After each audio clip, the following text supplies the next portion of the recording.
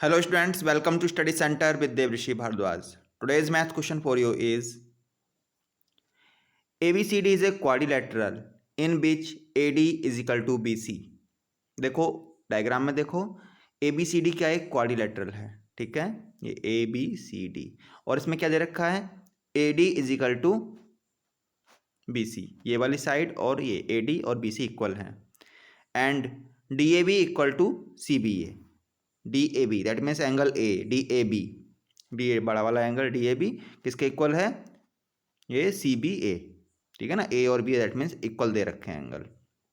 हमको फिर क्या प्रूव करना है, prove that ABD congruent BAC, मतलब ट्रायंगल ABD और BAC कॉन्ग्रेंट है. कॉन्ग्रेंट का मीनिंग मैं आपको फिर से बता देता हूँ. कॉन्ग्रेंट का मीनिंग होता है जब दो ट्रायंगल्स में हम कोई भी तीन चीज़ें इक्वल प्रूव कर देते हैं. मतलब कॉन्ग्रेंट का मीनिंग ये है बिल्कुल एक जैसी चीज़ें. कॉन्ग्रेंसी का मतलब है बिल्कुल एक जैसा, ठीक है. तो अगर हम ट्रायंगल्स में कोई भी तीन चीज़ें इक्वल प्रूव कर देते हैं जिसमें कम से कम एक साइड जरूर होनी चाहिए तो वो कॉन्ग्रेंट होते हैं, मतलब वो दोनों ट्रायंगल्स एक जैसे होते हैं, ठीक है. तो ये हमें प्रूव करना है. अब हमें कोई इस ट्रायंगल में, मतलब ये जो, अब देखो ABD और BAC इस ट्रायंगल की बात कर रहा है ना, ABC और BAD, इन दोनों ट्रायंगल्स में हमें कोई भी तीन चीज़ें इक्वल प्रूव करनी है. चलो सबसे पहले इसी को देखते हैं. अब देखो क्या इक्वल है इनमें. एक तो गिवन है हमको AD और BC इक्वल है, एक तो ये हो गया. मैं थोड़ा इसको हाईलाइट करता हूँ पहले. एक ट्रायंगल हमारा ये है, ठीक है, और दूसरा ट्रायंगल हमारा ये है. इन दोनों ट्रायंगल्स में क्या इक्वल है, एक तो हमको ये साइड दे रखी है, ठीक है ना, ये वाली दोनों ट्रायंगल में है, इक्वल है. एक तो ये हो गया. दूसरा हमको देखो एंगल A और एंगल B दे रखा है. तो मैं अगर अलग अलग लिखूं ऐसे,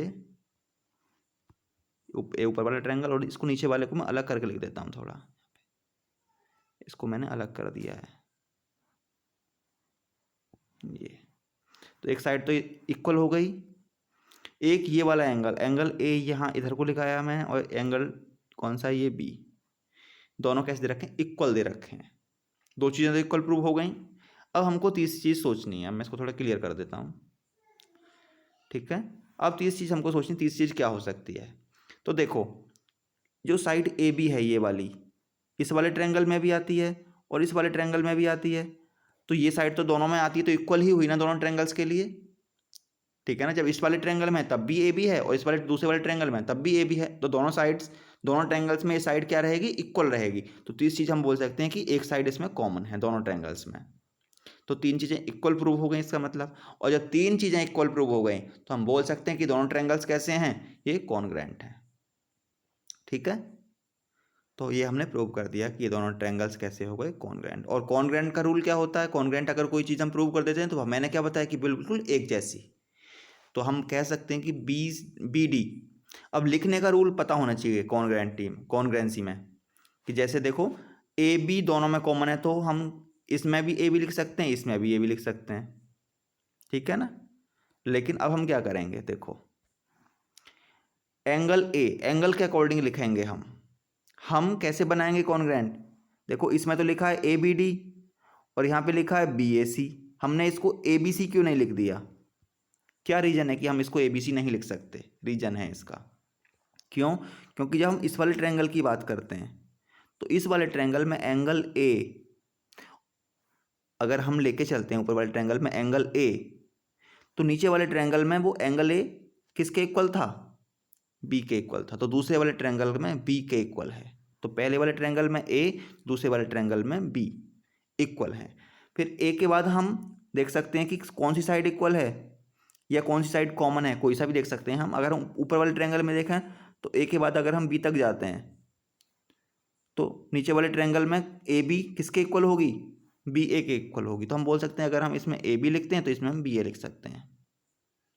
तीसरी, ऊपर वाले ट्रायंगल में कौन सा पार्ट बचा, D बचा, तो ABD लिखेंगे और नीचे वाले ट्रायंगल में C बचा तो C लिखेंगे. तो इस तरीके से. अब देखो एंगल A एंगल B के इक्वल है, एंगल B एंगल A के इक्वल है, एंगल D एंगल C के इक्वल है. और ऐसे ही साइड AB किसके इक्वल है, BA के इक्वल, BD किसके इक्वल है, AC के इक्वल, और AD किसके इक्वल है, BC के इक्वल. तो हमसे क्या प्रूव करना है, हमको प्रूव करना है, हमसे कहा था कि बताओ बी डी और ए सी में क्या रिलेशन होगा, बी डी और ए सी कैसे होंगे, देखो बी डी और ए सी क्या आ रहे हैं, लास्ट में आ रहे हैं, तो ये कैसे होंगे, इक्वल होंगे। ऐसी ए बी डी मतलब बीच वाला एंगल, बी वाला एंगल बी ए सी के इक्वल होगा, क्योंकि बीच ये भी बीच में आ रहा है, ये भी बीच में आ रहा है और दोनों कॉन्ग्रुएंट हैं, तो ये इक्वल होंगे। आई होप समझ में आ गया होगा। समझ में नहीं आया तो एक बार मैं आप देखो इसको थोड़ा लिखने का तरीका बता देता हूँ आपको कि कैसे हम इसको लिखेंगे। देखो A B D and B A C दोनों ट्रायंगल्स हैं, इसमें ए डी और बी सी इक्वल गिवन है, देख लो आप, ए डी और बी सी इक्वल हैं। दूसरा डी ए बी और C B A, D A B मतलब ये वाला एंगल ऊपर वाले ट्रायंगल में ये एंगल और नीचे वाले ट्रायंगल में ये बी एंगल इक्वल है, ठीक है। और एक साइड दोनों में कॉमन है, A B equal B A लिखेंगे हम इसको A B equal A B नहीं लिख रहे हैं, हम इसको लिख रहे हैं A B equal B A, क्योंकि जब हम इस ट्रायंगल की बात करते हैं तो एंगल ए और एंगल बी इक्वल हैं, तो ए से बी की तरफ जा रहे हैं, और हम इसमें बी और ए इक्वल है तो बी से ए की तरफ आ रहे हैं, ठीक है। तो कैसे हैं, ये इक्वल हैं।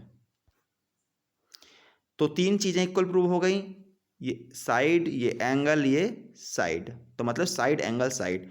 इस रूल से हमने क्या प्रूव कर दिया, A B D congruent B A C, समझ में आ गया। ऐसे है side angle side congruency rule. और जब कॉन्ग्रुएंट प्रूव हो जाता है तो उसके सभी पार्ट्स इक्वल हो जाते हैं, मतलब करस्पॉन्डिंग पार्ट्स। करस्पॉन्डिंग पार्ट्स का मतलब है अगर ए बी किसके इक्वल होगा, बी ए के इक्वल, ए डी किसके इक्वल होगा, बी सी के इक्वल, और बी डी मतलब लास्ट के दोनों बी डी किसके इक्वल होगा, ए सी के इक्वल, ठीक है ना। तो ये हमसे सेकंड पार्ट था कि बी डी इक्वल ए सी होगा कि नहीं होगा, प्रूव करना था। तो जैसे ये कॉन्ग्रुएंट प्रूव होता है तो ये ऑटोमेटिक प्रूव हो जाता है कि हाँ बी डी और ए सी कॉन्ग्रुएंट, मतलब ये कॉन्ग्रुएंट होगा तो ये कैसे होंगे, इक्वल होंगे। ऐसी ए बी डी यानी बीच वाला एंगल इसके ए के बी ए सी के इक्वल होगा, ये भी प्रूव हो गया, ठीक है ना। C P C T reason हमें क्या लिखना है, C P C T corresponding parts of congruent triangles, ठीक है ना। तो आई होप समझ में आ गया होगा कि कैसे क्वेश्चन सॉल्व किया है। प्रूव करने वाला क्वेश्चन है, दिमाग हमको लगाना है और देखना है कि कैसे हम इक्वल करें कि वो कॉन्ग्रुएंट हो जाए। उसके बाद बहुत ईजी है, बस reason C P C T दे के हमको लिख देना है कि ये भी प्रूव हो गया, ये भी प्रूव हो गया, मतलब ये भी प्रूव हो गया, ये भी प्रूव हो गया।